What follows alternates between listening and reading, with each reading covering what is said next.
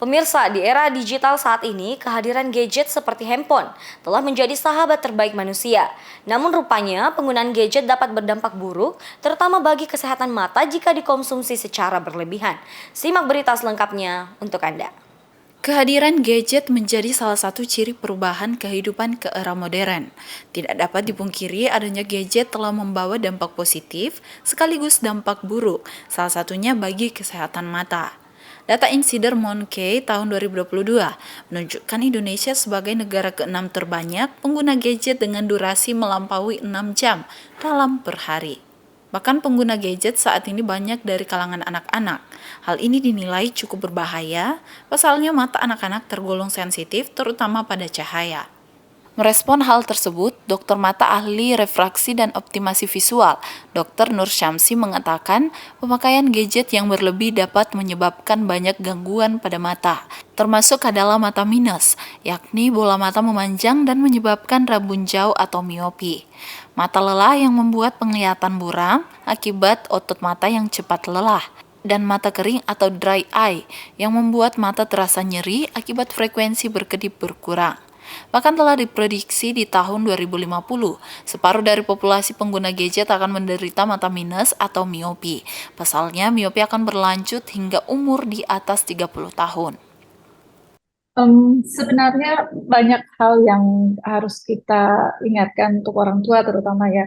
Eh, untuk mata sendiri ada yang disebut fenomena myopic boom.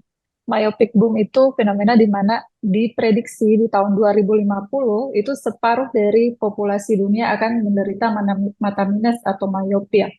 Gadget ini itu mengakselerasi atau mempercepat kejadian tersebut. Jadi semakin sering anak-anak terpapar, bahkan penelitian terbaru menunjukkan bahwa mata minus itu bisa berlanjut atau bertambah terus sampai di usia 30-an ya. Jadi memang dampak yang besar akibat gadget ini terutama pada mata minusnya sendiri. Tapi dry eyes atau mata kering juga tidak kalah penting ya karena justru orang-orang terutama pada saat sudah menjelang usia tua ya, ini sudah banyak eh, datang itu untuk mengeluhkan karena adanya mata kering ini sendiri. Jadi semua saling eh, berhubungan sebenarnya. Pada usia muda yang perlu ditekankan adalah masalah mata minus, karena bisa terus bertambah. Perlu diwaspadahi bahwa jika kondisi ini mencapai stadium 4, bisa menyebabkan kerusakan saraf mata yang permanen. Justru pada anak-anak itu jarang yang mengeluhkan. Eh, Tidak ada komplain sama sekali karena biasanya mereka takut gadgetnya bakal diambil atau dilakukan pembatasan ya. Em, karena proses melihat tuh pada anak-anak ada proses belajar ya. Mereka tidak tahu apakah buram itu seperti ini karena tidak ada perbandingan. Mereka anggap penglihatan mereka itu baik-baik aja, padahal sebenarnya sudah mengalami misalnya buram yang signifikan dan membutuhkan kacamata.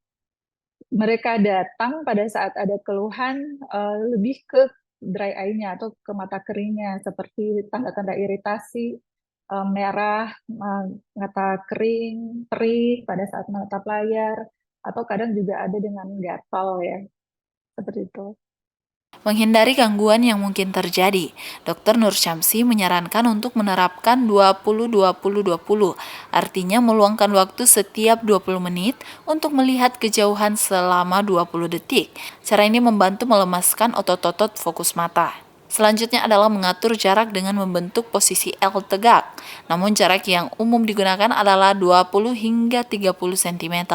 Kemudian menyesuaikan pengaturan cahaya layar dengan pencahayaan ruangan. Dr. Nur Syamsi tidak menyarankan menggunakan gadget dengan kondisi lampu padam, terutama yang memiliki mata minus, sebab dapat memicu tingginya minus mata dan berisiko pada robekan retina yang meningkat. Dokter ahli refraksi dan optimasi visual ini juga menyarankan untuk menggunakan tetes air mata buatan yang mengandung bahan aktif guna mengatasi kekeringan pada mata. Juga disarankan untuk tidak membaca dengan posisi tidur karena membuat jarak lebih dekat dan cahaya yang masuk berkurang. Dalam jangka panjang sebenarnya mata kering yang dibiarkan secara terus-menerus tanpa treatment itu menyebabkan ketidaknyamanan pada saat kita melihat. Terasa buram yang kadang muncul, buramnya itu ini fluktuatif kadang, kemudian yang paling sering dikeluhkan itu mata berair ya, berair matanya, kemudian merah kadang, terutama pada usia lanjut ya.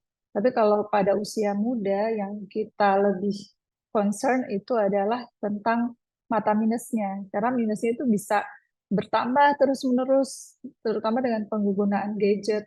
Dan kalau yang ditakutkan adalah kalau mata minus itu masuk ke stadium yang cukup berat atau minusnya cukup tinggi, itu bisa komplikasi yang muncul bisa lumayan banyak, mulai dari peningkatan tekanan bola mata, kemudian bahkan lepasnya saraf mata, karena lama-kelamaan saraf mata menjadi semakin tipis ya. Jadi banyak hal-hal yang harus dipertimbangkan untuk pemakaian gadget secara ini, secara sehari-hari ya. Orang tua penting untuk melakukan screening pada anak untuk mendeteksi permasalahan pada mata. Screening awal boleh dilakukan pada anak berusia 6 hingga 12 tahun dan pada usia 23 tahun dapat dilakukan screening. Zulkarnain Taslia Ramadhani, Unhas TV.